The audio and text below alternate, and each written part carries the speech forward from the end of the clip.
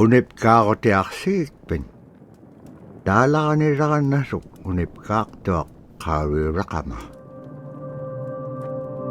niviaqsiaqarualugguuq iñuuniaqaniqsuq angayoqaagamani sumiteemma niviaqsiaqarualuk amuniallatuniqsaq aasiisuraqallavluni supayaanik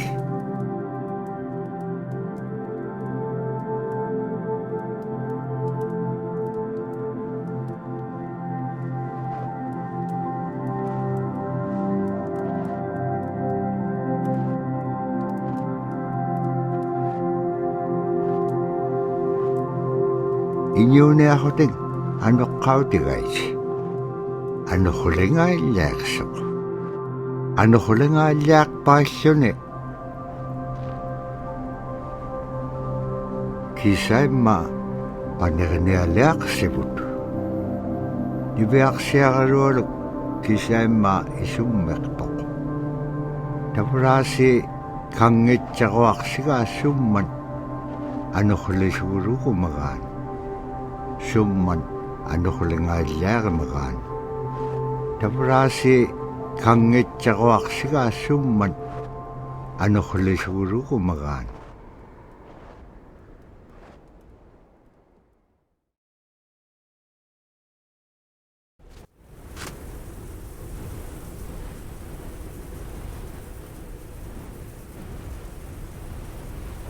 anuqquliqpaalluni suniuraqanaitsoqunni tavrani viaqsiaqarualuk ayuungitsoq payyagniuliqsoq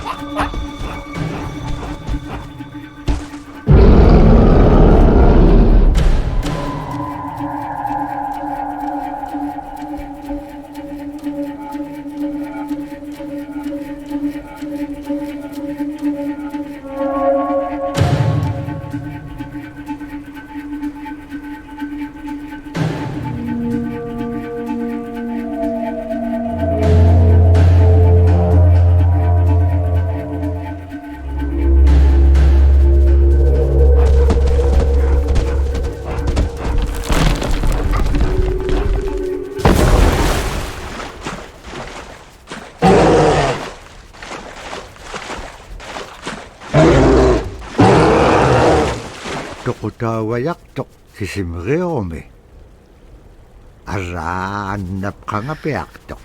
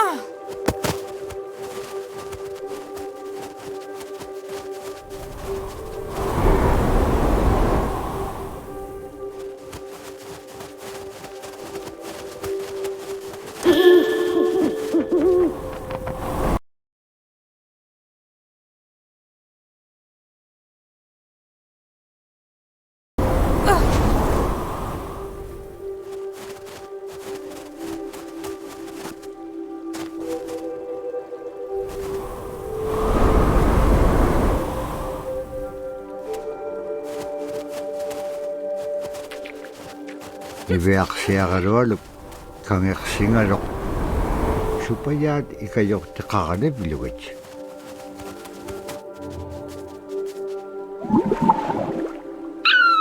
allauluni taamna teriganniaq niviaqsiaqalualuk kangersingaluq supayaat ikayorteqaranipilugut allauluni taamna teriganniaq sivuneqsipkangaga niviaqsiaqalualuk qanutun peqpaganaqtilaangit tamatkua ikayoqtauruat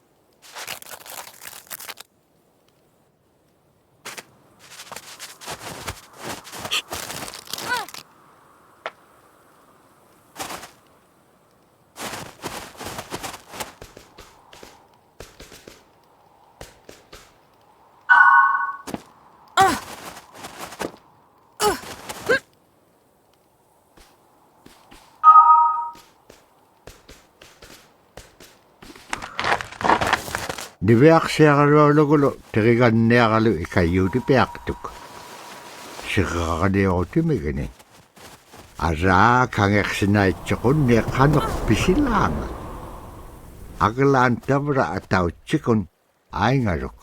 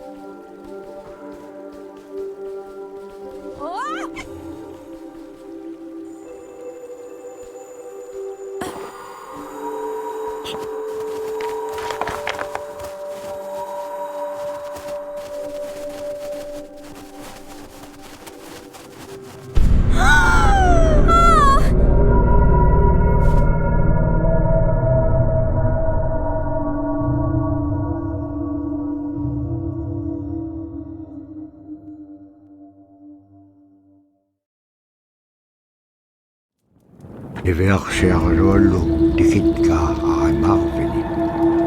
Agalaan maluulaqsingamaraq. Inñuquluk tikinngamaruq niveaksiaqaluallu piingaan. Ivaqalaqsimaruq sumittaimma. Nikatjakkumañaanniqsuq.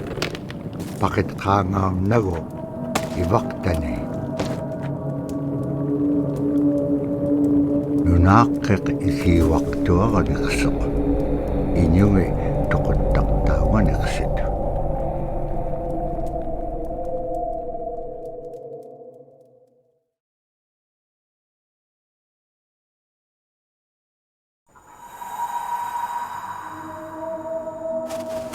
Niveaksiaqaluallu uppiringitka tautuktani. Tautukunaqtuaq sunapayaaq siquminganiqsuq. Niveaksiaqaluallum iñuniaqatingi pisaullaganiqsut. Qanapimña anuqulaqpallqiñam tainnaqumiñaitka. Tamaanga ikumauaqtuamin qaqraaqpam iñua niptaqtaq. Sumalagullaqami niveaksiaqaluallum piitsiñingani. Agalaan qaqraaqpallqiñat sagabingaitsut. Immenñaurat sagabeqimiut samanga nunamin. Pakagahutin nunaaqimin.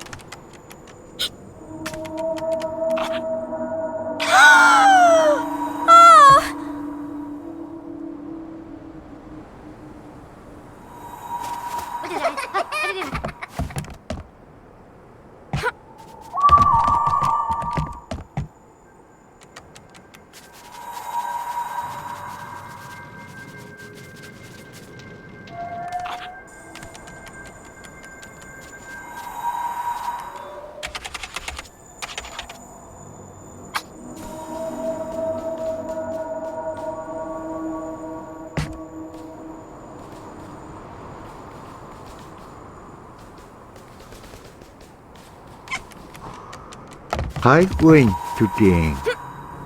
Uqallaqtuq iñugungaruaq uppik.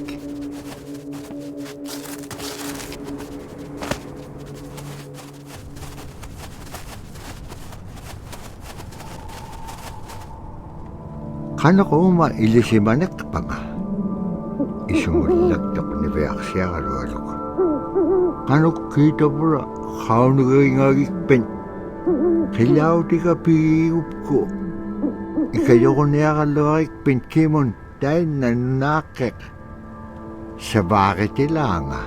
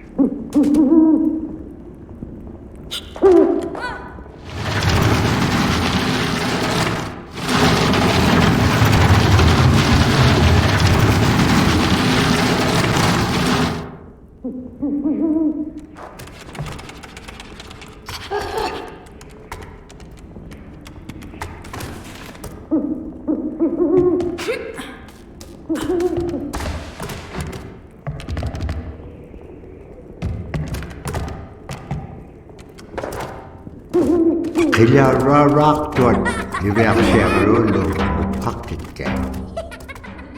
Aasi anipigitik suna ittuktusugulugumagaan.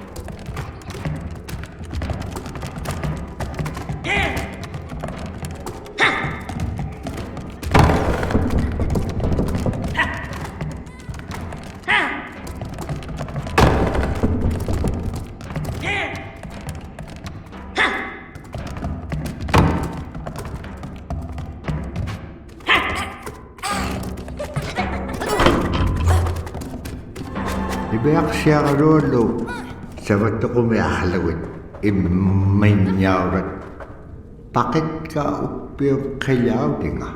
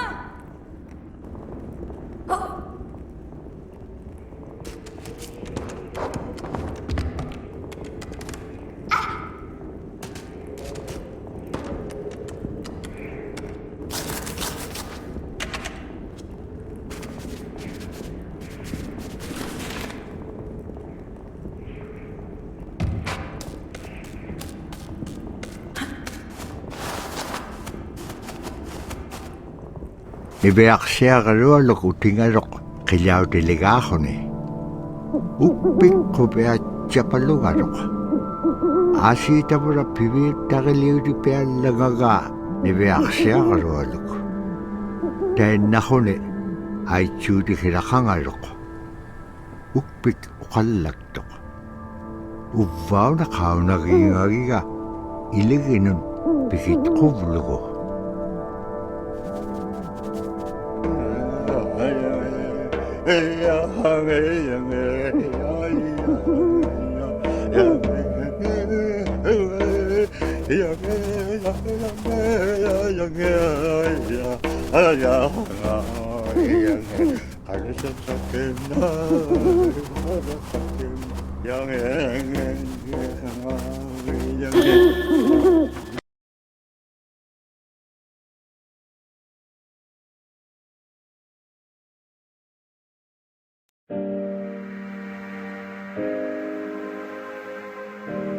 The bola is what we call kilamitang.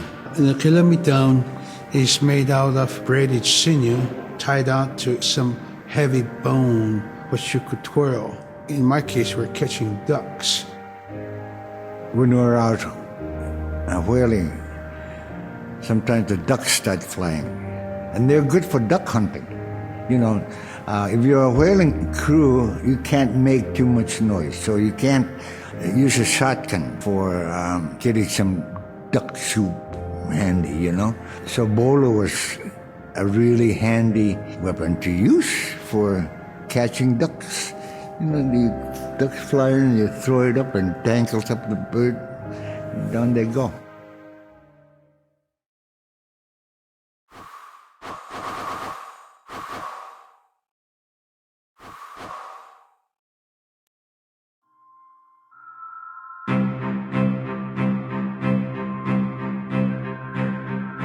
One of the things I think a lot of people need to understand is we aren't a museum piece. The Iñupiaq people are a living people and a living culture. Even though we're in northern Alaska, which covers this vast area from Nome all the way over the Canadian border, is that there's this extreme value of interconnectedness and interdependence. It's a hunting society, a gathering society from thousands of years. This is what creates our culture. That special relationship between humans and the natural world and the animals, and that it teaches you how to have a society that doesn't do too much harm to the world. Love and respect for nature, for one another, for our elders. Very, very fundamental value, key to life.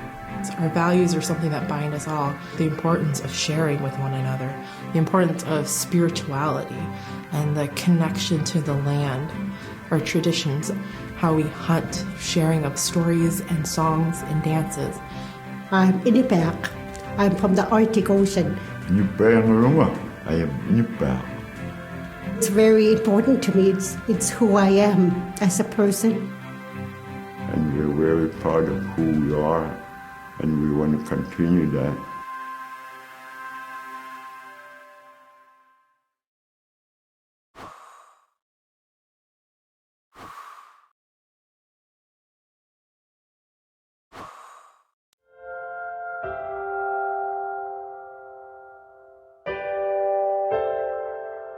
It'd be busy, busy, busy all through the day.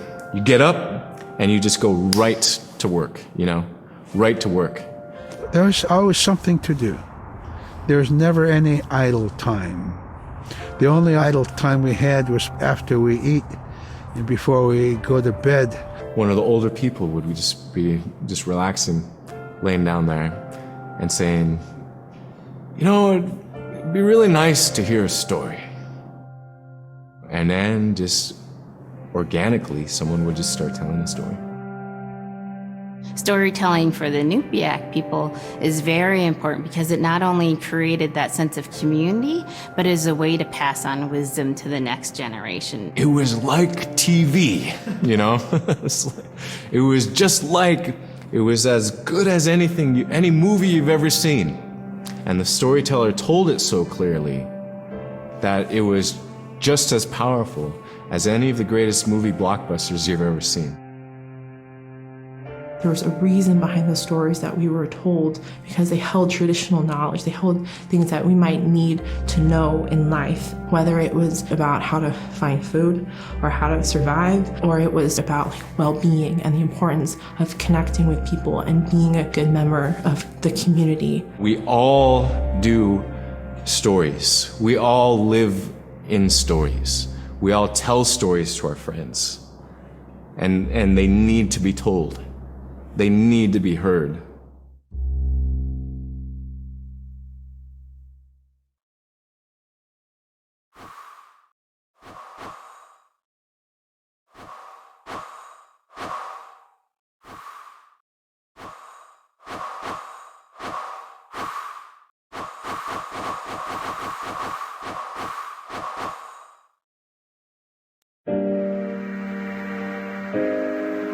So scrimshaw is this really beautiful method of art that's done either on baleen or ivory, and traditionally it was used to tell stories.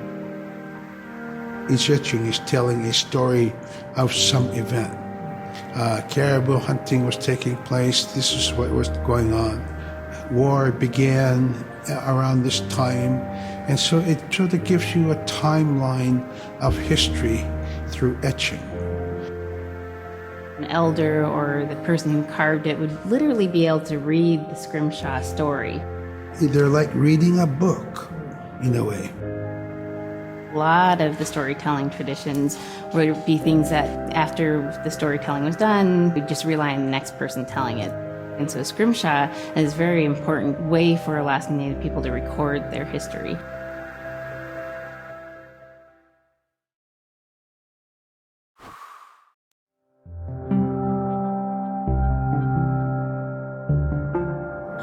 When I was growing up, my grandpa had a pet white fox. If you're a good friend with a fox, when there's danger abound, they try to keep you from getting into trouble. They pull tricks here and there, and foxes are like spoiled little kids in a way. When you let her out, she'd go prancing out in the snow, jumping in the air. I know she was happy then. Come running at me and jump on my chest, knock me backwards, lick my face, and I try not to let it. So that was my memory of my grandpa's pet fox.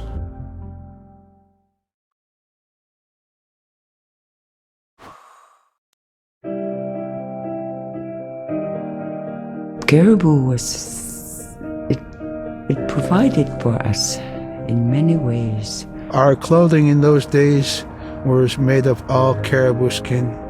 I grew up wearing caribou pants, mittens, caribou skin mattress, blankets.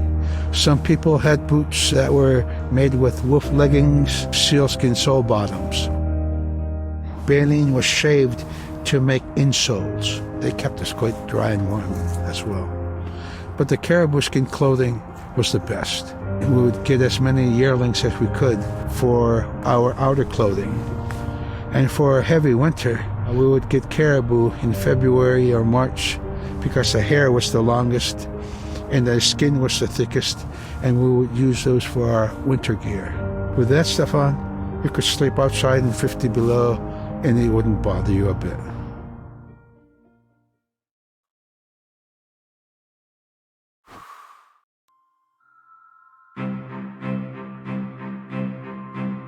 Silla is the weather.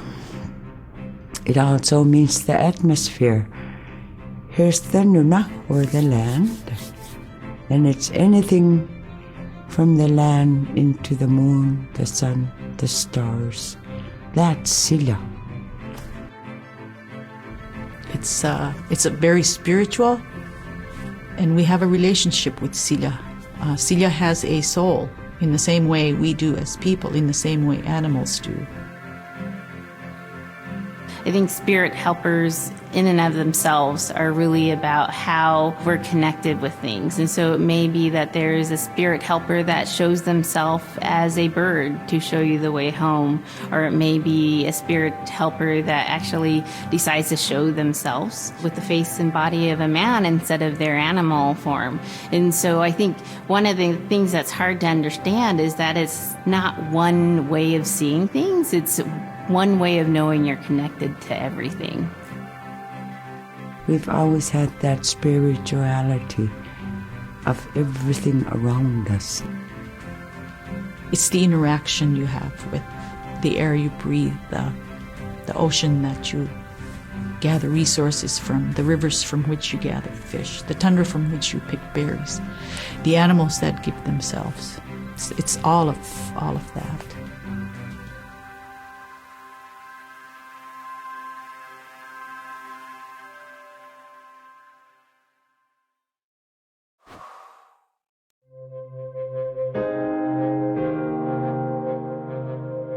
In the winter, when we were traveling, we didn't build sod houses, we built snow houses.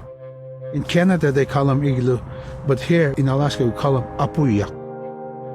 We'd do a day of travel, and then we'd make a Iñupiaq. The next day, my father would set traps, spend the day there, rest the dogs, give them something to eat, and then the following day, we continued to the next place. We'd go to my dad's sister, who had a house at Dubarg. They had a small sod house over there. We didn't have to do anything. We just visit with them, and my dad and my sister were glad to see each other, and they'd talk away while us kids played outside or go to sleep.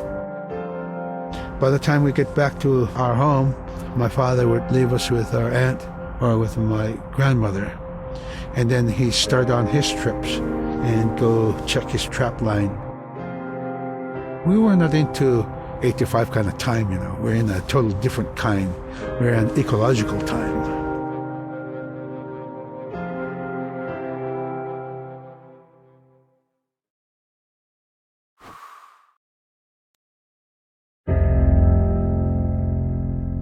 Drum is something that's common to all cultures in Alaska.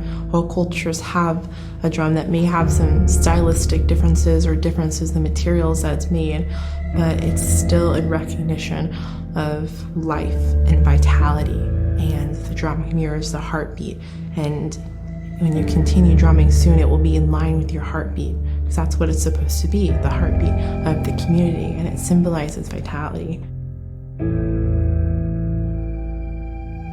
And it's the most tremendous feeling to be in a room and to have one long row of all the drummers and to have that feeling of unity and everyone beating in harmony, the drum beat in unison. It's the most beautiful feeling. And to know that you're connected, you're on the land that you are connected to. And even if you grew up outside of the community, that which is in you comes from this area. And it's the greatest feeling.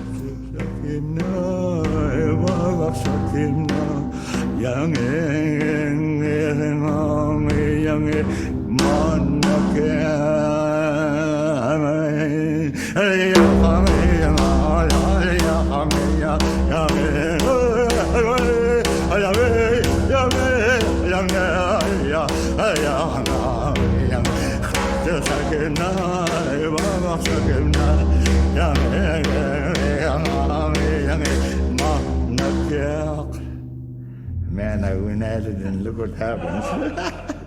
Oh.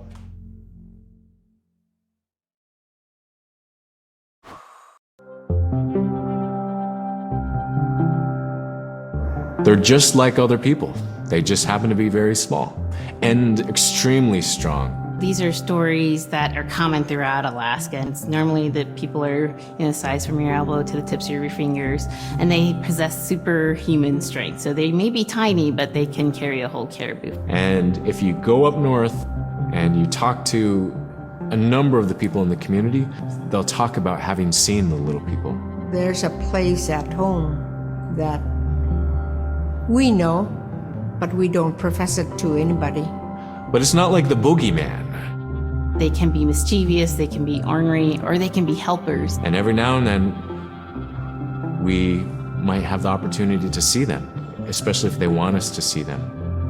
The fact that it's across Alaska really tells you something about our history and how we interacted with nature around us.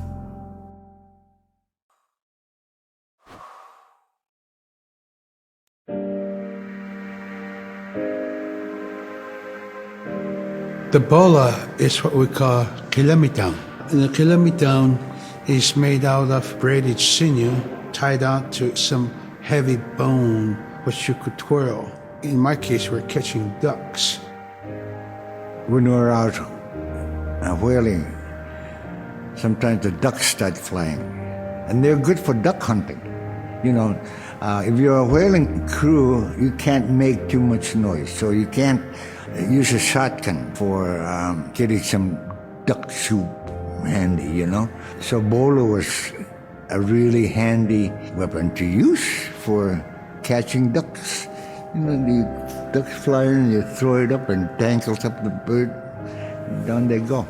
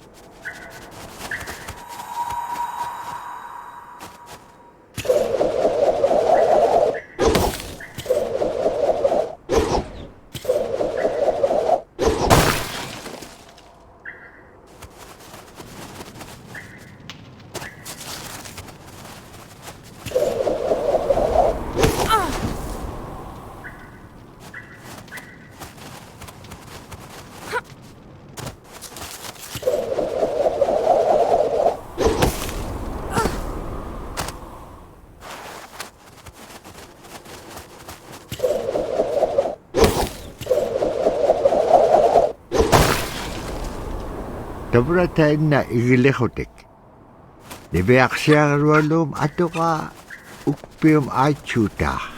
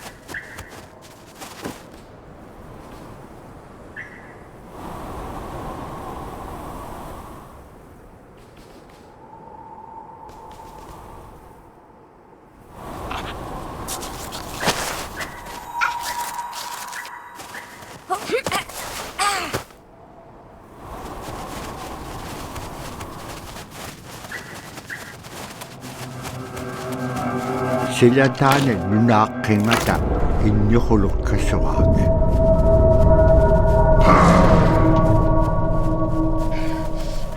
Inñuquluum tautukamiuŋ nutqaqqugaa. Agalaaniviaqsiaqalualu saperiñaqsimalu.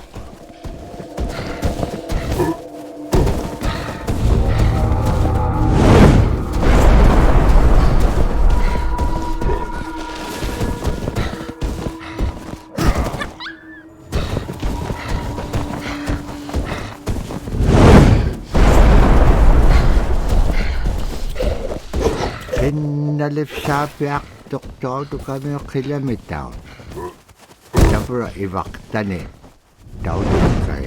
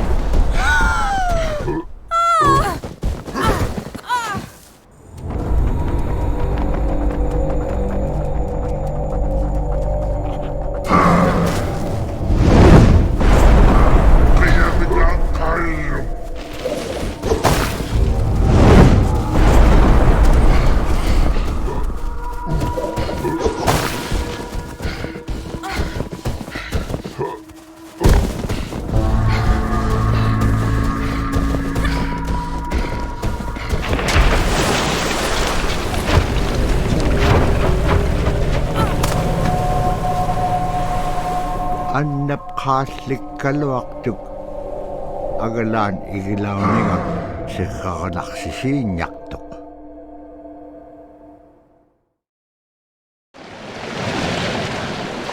Malaquguni ubluguni uissaublutik.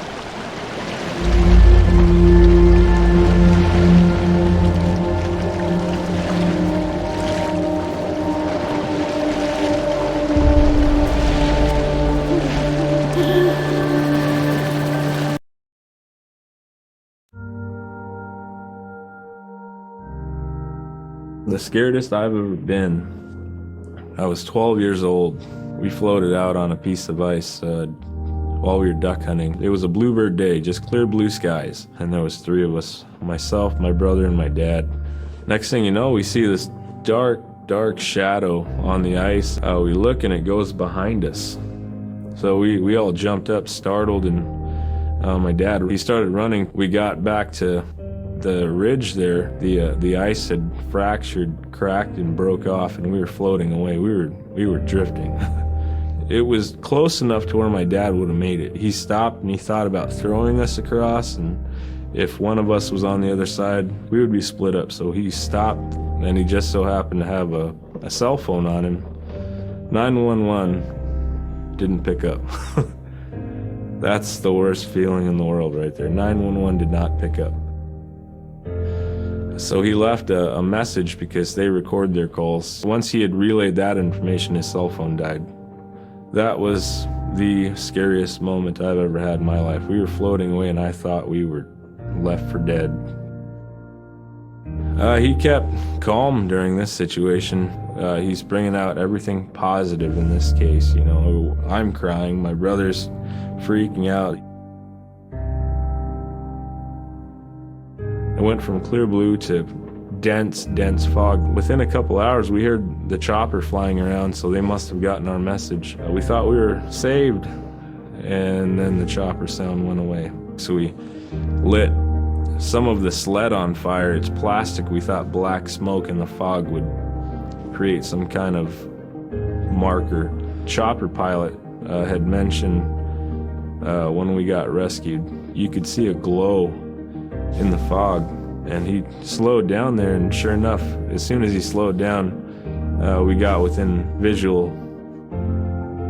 That was definitely the scariest moment of my life, was floating away and not knowing what the outcome was going to be.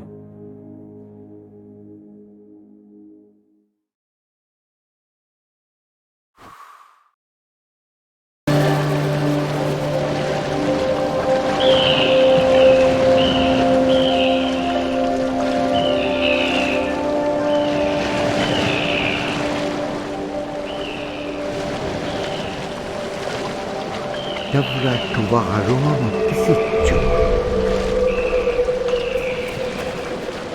Agalan tuwawit pagabitcho.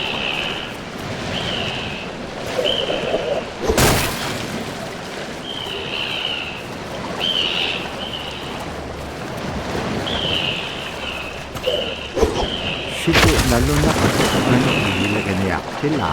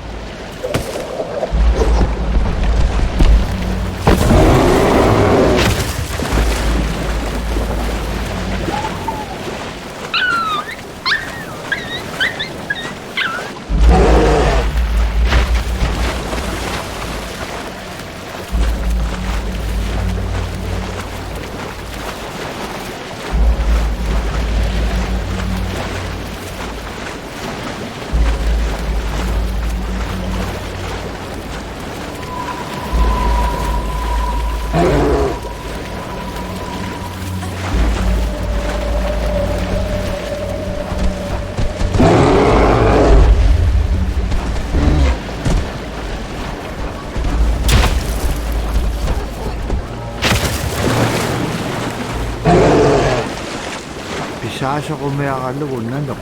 Anak ko rin. Pinatitakabi. Kakame nanok. Nikat jalay.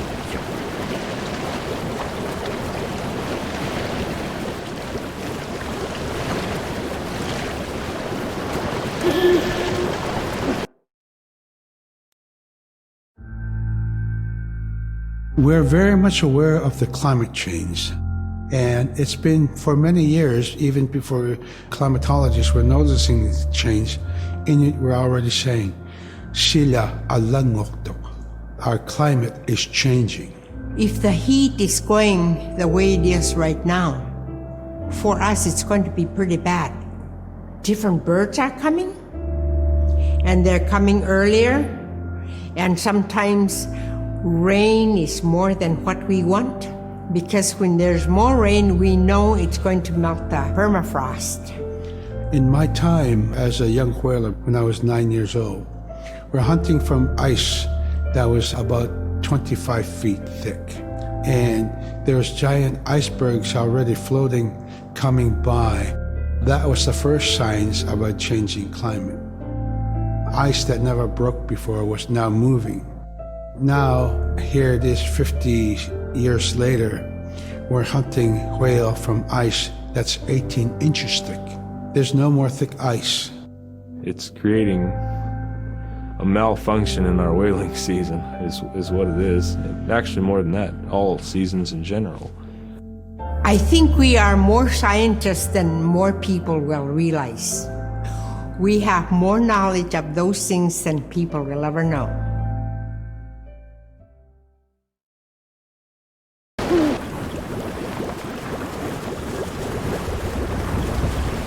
Agalan naman na Nuna aglaw.